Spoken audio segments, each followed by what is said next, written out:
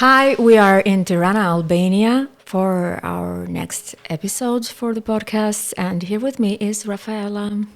Hello. Hi, Rafi. So that's your short name? That's your nickname? So that's how we call her. Yeah, this is how they call me. Yeah. Rafi.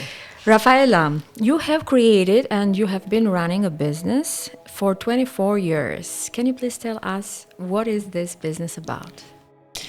I have founded Iceberg Communication. That's the name of the business. Back in 1999, as soon as I was graduated, and since then I've been running the company till last year that I stepped out of the business for the moment, just for a short period, and I have hired a CEO. And Iceberg Communication is a marketing communication agency, which we say that it's a multi-dimensional company, because what we do is 360 degrees of services for clients that are looking for marketing, advertising, communication, PR, event management, city decoration, and consultancy. So more or less this is it. And recently we have been also building another brand, which is called Iceberg Exhibition. So in total now we have three main pillars, which is Iceberg Communication, Iceberg Decoration, and Iceberg Exhibitions. Okay, so 24 years for a very young lady, I would say. So everyone is now calculating what was your age when you started this. So how young back was then it? I was very young. I was just graduated at the university, and I started to work for a newspaper that was back then one of the biggest newspapers in Albania, and I started to work as a marketing manager there. Actually, I was just simply finding ads for putting them in the newspaper. Okay. And I didn't know that I was gifted to sell. In this case, I was gifted to sell advertising space, and I was very soon becoming successful in what I was doing, because I was filling 8 pages of ads in a few months, and I thought it was me. I thought I was very good in doing that, very gifted in doing this, but then later I realized that it was the newspaper who was becoming very popular at the time, and the circulation of the newspaper went from 20,000 to 50,000.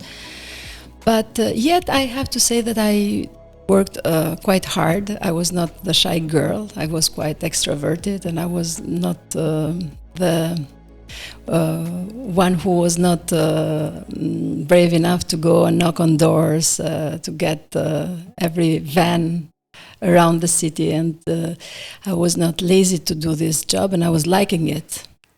What I realized is that I liked the profile. So while I was there was a meeting with a friend of mine, who is also most probably a friend of yours, who had founded Delta Publicity, and I was very astonished by him. He was coming to the newspaper for a meeting. We were discussing about a big client, how we can place the advertisement on the newspaper, and then I was having this light coming up. And I said, wow, I think I can do this as well. So he can do it, why can't I do it? Okay. And this is how I started. And that from that moment and onwards, I was only thinking about the business. I started to think about the name, about how I would do it, what would be the first thing to do. And since then I didn't give up, and I'm here with you now after I have many questions, over 24 years. 24 years, yeah. Great. I would like to know what was your greatest motivation, because you were talking, I was going back to those years, marketing was just advertising. So what was your first idea when you woke up in the morning And what was your greatest motivation? Or I want to do this, I want to do this. So, okay, one thing is being gifted. I think I was very much impressed by Titi, the owner of, and I thought he was talking a lot about how he would place these advertisements not only in this newspaper but also in few medias, because the media outlet back then were just few media. Few televisions, and then I thought it was easy. I thought I thought I knew how to do it, because then I didn't know what I was talking about, and there was just one place in Tirana where you could access internet, and I went there and I was typing just like with two fingers and writing advertising agency, and then I was having a lot of information coming out. But was Google at that time active? As a search engine, or maybe not? I think Yahoo was very popular. Hotmail was Yeah. popular. I don't remember if it was Google, but it was a search engine, and I was searching somewhere, and then I was searching for the name. I was searching for the services I should offer, and I started slowly to understand a bit more of what I was going to do, and then what I was thinking with what the market was asking were two different things. So I was initially starting to print business cards and leaflets, and I was going somewhere else to produce this, and then I was selling them to the client. But then slowly I hired two persons in the beginning, and we started slowly to build the company. And then we started to add services.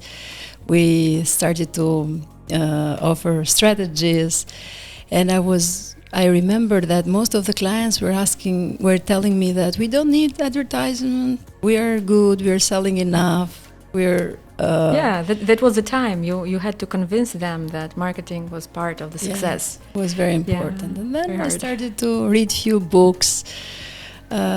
Because it was not easy. I was not following these successful models. We were not inspired by some other women doing business. It was quite difficult also for the fact that being a woman, I was not taking very serious back then, but I would not say it now. And I was always trying or putting an extra effort to convince people that I was serious and I would finish this job and I was capable to organize this event, and then this is how it started. I was having few foreigner clients. They were understanding me, they were helping and supporting me, also most probably also for the fact that I was a young girl trying hard. They could see me very eager to do business, and I was always, and I don't know how I did it, but I was always there in the front line saying, yes, I can do this, I can do this. And this was the second service we started to promote was organizing of events, and maybe I was the first in Albania to do this officially, if I may say so. And that was for a factory that was being bought by foreign companies, and they wanted to do a launching event, and I started with that big event, and that was one of the events that I will never forget, because I had the responsibility of bringing 2,000 people in a warehouse, a cement warehouse, where I had to unload the whole cement out, and we had to organize the event for over 2,000 people with the participation of the Prime Minister. It was quite a big responsibility. And this, even today, when I think of how I said yes, and I am capable of doing this, is something that is making me laugh, but also, on the other hand, I'm sometimes worried with this self-confidence I had back then, and sometimes I have also now. But I owe this to one person there who said, yes, I think you can do it, and he gave me the full trust, and his name is George. He really did say so. Okay. You can do this, And I did it, and I did a great event, not only me with the whole team, but I had to subcontract many actors to support me. But it was an So that's how you went successful on. Event. Yeah. I want to go back to Titi, the one that you met at the first days, let's say. And can we consider him as a role model? So people maybe need someone that can inspire, or maybe they need someone to say, I want to be like him, I can be like him. So maybe he was a role model at that time for you. Absolutely. He was the one who inspired me to do so. And when I'm invited somewhere in a podcast or in an auditorium to talk about my story, sometimes I also say I have told my story so many times. It's just a story like everyone else. It's nothing extraordinary. But on the other hand, I have had many occasions where young girls or boys were telling me, "Oh, we listened to you in one time, and since then my life has changed because I started my own business." And a girl I remember was telling me that you are my idol, and I was really very emotional. I said, "Oh my God, I'm your idol."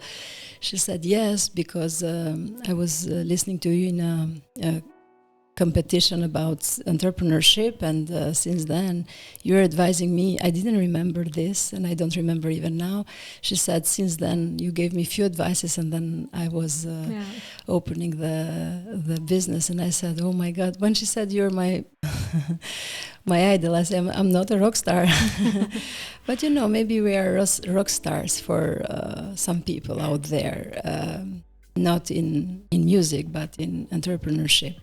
And there were other episodes and other cases when I was in many occasions. I have received messages from students. They were saying that, "Oh, we want to be like you," because we are in the high school in Mirdita, for example, and our teacher is talking about you and telling your story, and we want to be like you. And these are very small moments that make you think that, well, if we do the change for one person or for 10 or for 100, even for one is enough. But I hope many would listen to me and think that if I did it, I didn't have know-how, nor I had any single penny. I didn't have the encouragement of the family or of friends, because we're talking about times that having a job was what everyone was wishing for. And I was not coming from Tirana, the capital, and I was not graduated for business administration. So all this together made no way go. But I said, I can do it. And I did this business, which, as I was mentioning before, there are other people much more successful than me. But on the other hand, I say, well, this is much more than having a job. And for me, at least, because this is not in regards to money. It's not related to money or to the profit. It's more related to what a business is teaching you. I mean, it's the process, you mean? So it's everything, the journey. That you have to touch every single chain of the process till you trust other people to do this. So you learn a lot of things, but most importantly, there are some skills that are not in business, are not taught, or not. You cannot learn them. It's for example, emotional intelligence and few other components that I realized that I had this, but it's not enough. You have to be persistent. You have to work hard. You have to be serious, because if you're doing business, then you have to get things done. And it's a big responsibility, not only for yourself, but it's a big responsibility for your whole team, because they trust in you. And so I think, as you said, also self-confidence is very important, and you had it from the start. So you have to learn, but the self-confidence, it's like gives you a very good position in the in the thing. So it's a mindset. It's some kind of 100%. mindset. It looks like I'm preaching everyone to become entrepreneur, but I think every single human has the entrepreneurial spirit within. It depends how they bring it out or if they leave it there to sleep. And I'm 100% sure that in life we have a lot of opportunities that are coming around us. It's like a river. You have just that to be is aware. It's coming in your feet, and you can just grab a little bit of water to do one idea that might be something that has been triggering you. But on the other hand, I don't always say that you have to become entrepreneur, but you can do something that you like, even if not business. But always I try to teach to tell. It's not teaching, but to tell to young people that try to become different, not to become like everyone else, make a difference.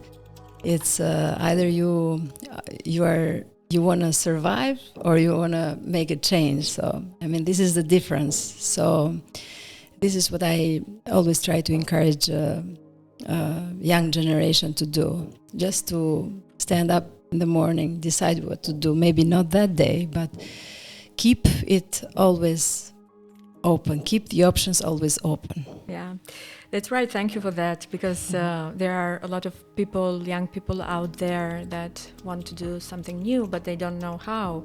And they also maybe are afraid. They are not they don't have a big courage. And maybe some of them think that this is a process that needs also luck. So my next question is that, what do you think about this luck element? Do we need it, or how much important is it? I think there are a few components in becoming successful, but I would rank luck as the last, let's say. You should be lucky for sure I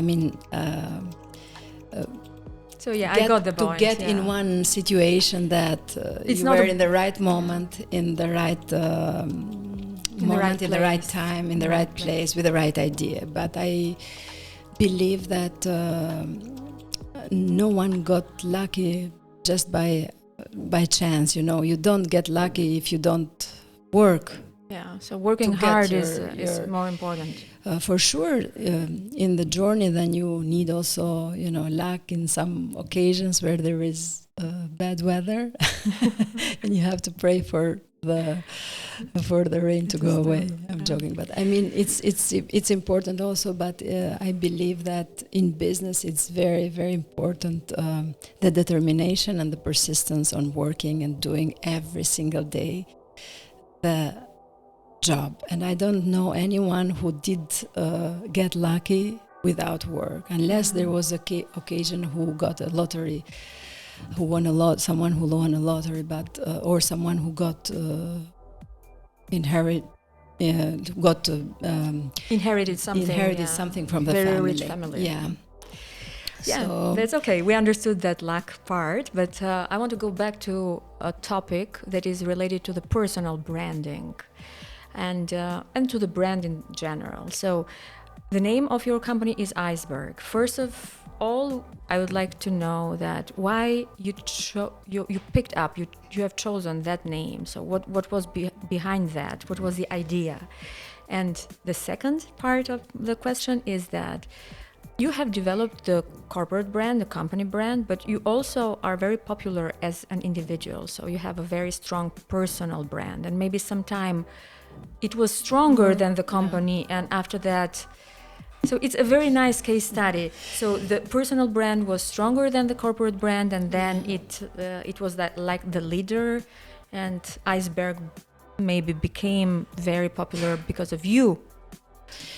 I didn't know back then also about the personal brand, or when everybody was saying we are going to Iceberg of Rafaela, not to Iceberg Communication. And I don't know if I was liking this or not, but I think in the beginning, for sure, the reliability is in you, because people will get to know you at first and trust you at first. But then it's when the company is growing and when you start to create a structure and have a lot of people working for the company, then it's the company who is doing all this. You might not be present in the business, like I'm not recently since a year and a half, and the business is going good. Pretty well. Yeah.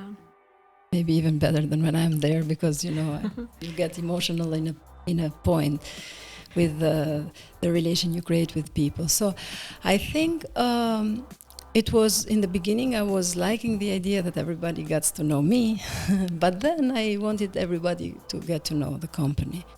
And I'm very happy that after quite some years, I must say maybe it took 20 years for us to have this brand, and now we're trying to build the group of all these three main, but trying to expand the brand, but still under the Iceberg roof. So this was in the beginning that everyone was knowing Rafaela, not Iceberg. And I'm now thinking also to work, but not just because people get to know me, but because I think I'm a brand now also as a person, and I'm happy about this. It was not that I was not working also in this regard, because I try to teach, to mentor, to go to podcasts like this, to gift part of my time for this. I was never being paid about that, but then in a moment you see that there is a lot of efforts placed in there. And in the beginning I thought I was just telling my story and how I did it, but then I realized that this is not very relevant, because you need to get to learn yourself how to teach the generation, because now you have different business models where you need really to learn. We are challenged every day with technological trends, with AI, with fast trends that are coming, not only in my sector, in the industry of communication, but in every field of life. So I thought I would really need to go back to school myself. So I started to invest in myself with trainings, with courses, with... to keep up also this personal brand. So it's like you need to invest also in your personal brand. And yes, and still I think it's a never-ending process. It is, and I try to be agile now, because we're living in uncertain times where we really need to get prepared about what's coming, because some changes come for good, but some changes which we didn't know, actually, like recently what happened.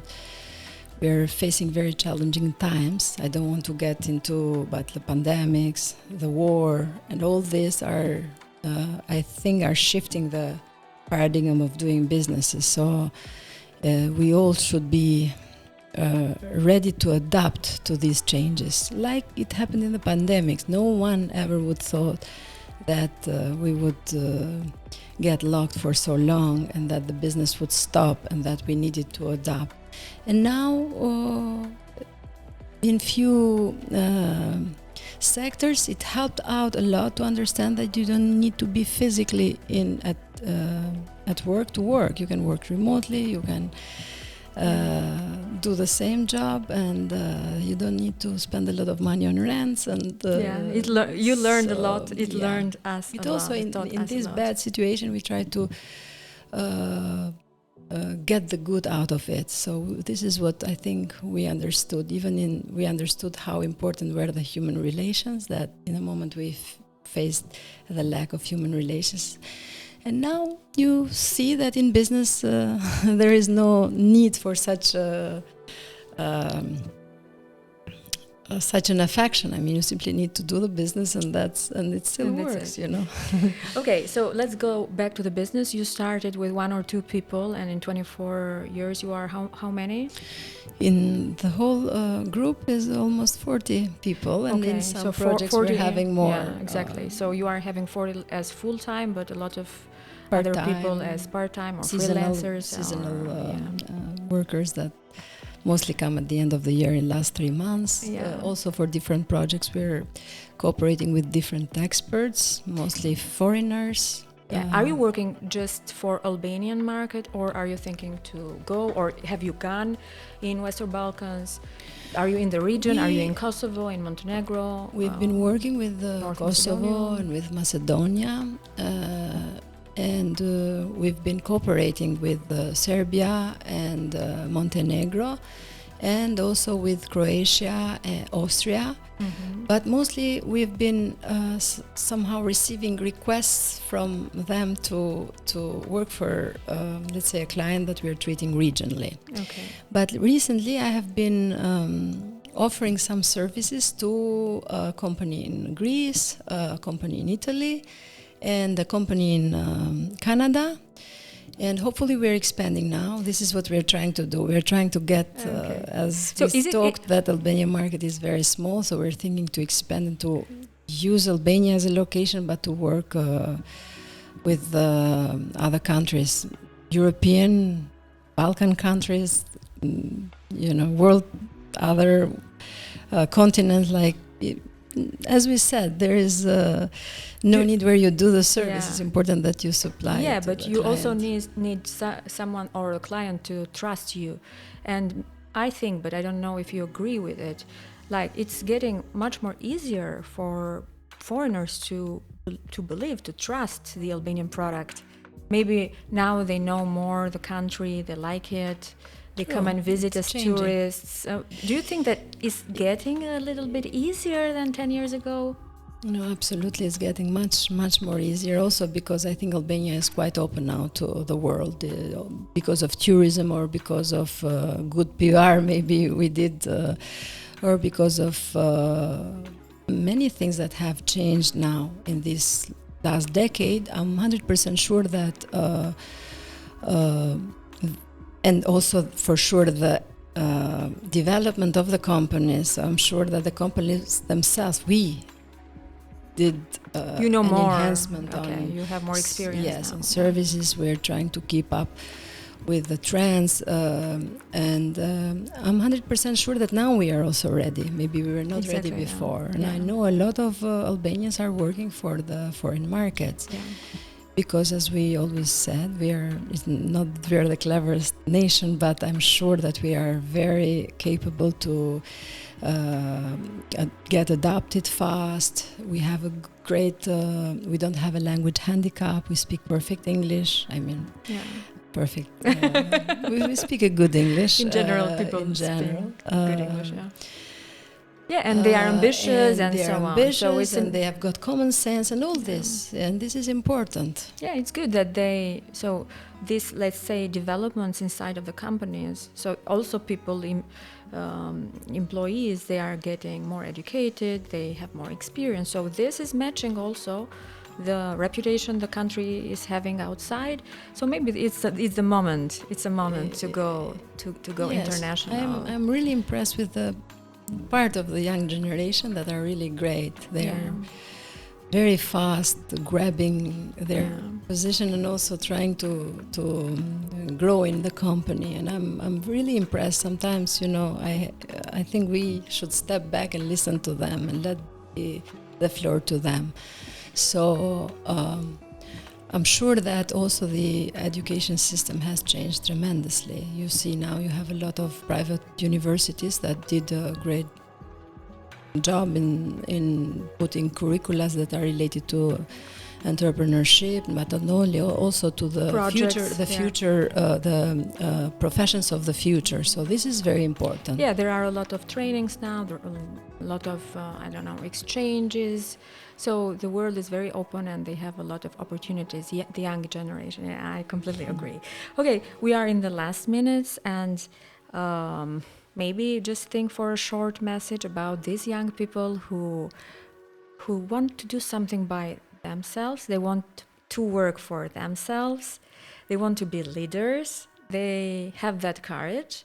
So what would be the main advice you'd give to them? I think if not now, when? Because now we are living in times that for sure maybe part of the businesses are saturated, but there are a lot of other opportunities if you keep thinking of what you would do, and if you're really serious about doing a business. I'm 100% sure that each of the individuals are good enough to do it. And don't think too much how you're going to do it, because if you think so much, then you will never start. Just start to do it in your way, and then you'll find the right way. And I would also say that, time is very important. So sometimes I'm sorry that we in Albania spend time a lot in cafeterias, but time is so important. And sometimes I also think that if I go back 20 years ago, I wish I would not have wasted time as much as we did back then.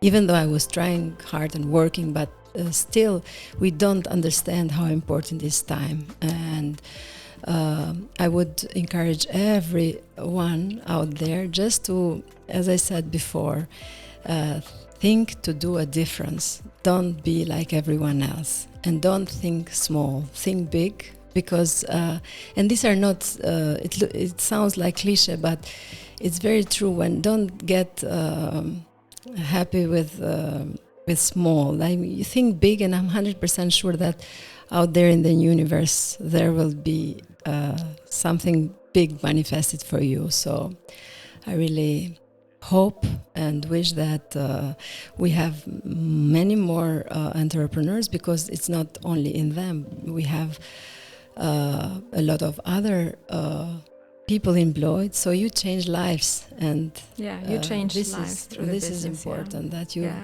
think also to change. Thank lives. you. So don't waste your time. Don't think about all the steps now. Just the next step, and believe in what you do, and think like leaders, because you are changing also others' life. Thank you, Rafaela. Thank you, Raila. Thank you so much. It was a pleasure. Yeah, and the English is very good. Compliments for that. It is. Thank you.